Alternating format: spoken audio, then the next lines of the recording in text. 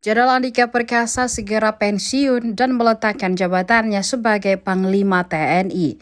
Dijadwalkan Andika resmi pensiun pada 21 Desember 2022 atau sekitar 1 bulan lagi. Selama menjabat, sejumlah prestasi dan gebrakan perubahan ditorehkan oleh Andika Perkasa. Beberapa di antaranya yang jadi perhatian yakni keputusannya menghapus tes keperawanan sebagai syarat proses penerimaan anggota Korps Wanita Angkatan Darat. Dia juga jadi sorotan karena gerak cepatnya dalam proses hukum pembunuhan sejoli di Nagrek, Jawa Barat. Andika Perkasa juga dinilai sosok yang lembut dan penyayang. Tidak jarang dirinya bersama istrinya mendatangi masyarakat yang membutuhkan di sejumlah daerah. Meski banyak yang memujanya, nyatanya institusinya menjadi sorotan baru-baru ini karena kasus anggota TNI Angkatan Udara Prada Indra Wijaya.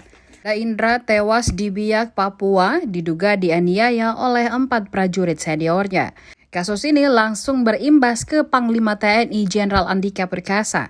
Instagram resminya langsung diserbu komentar netizen untuk segera mengusut tuntas kasus tersebut. Menurut pantauan surya.co.id, unggahan terbaru Instagram Jenderal Andika Perkasa langsung banjir desakan. Di sisi lain, kakak kandung Prada Indra, Rika Wijaya, menyebutkan pihak keluarga telah dijanjikan bahwa kasus tersebut akan ditindaki seadil-adilnya. Menurut Rika, saat ini pihak keluarga tengah menunggu hasil otopsi. Otopsi dilakukan atas permintaan keluarga di RSUD Kabupaten Tangerang berdasarkan rekomendasi dan pendampingan dari Polsek Kelapa II, Tangerang. Sembari menunggu hasil otopsi, pihak keluarga juga melaporkan perkara tersebut ke Mabes TNI di Cilangkap. Dengan begitu, keluarga disarankan untuk melaporkan perkara tersebut ke Puspom TNI AU terlebih dahulu.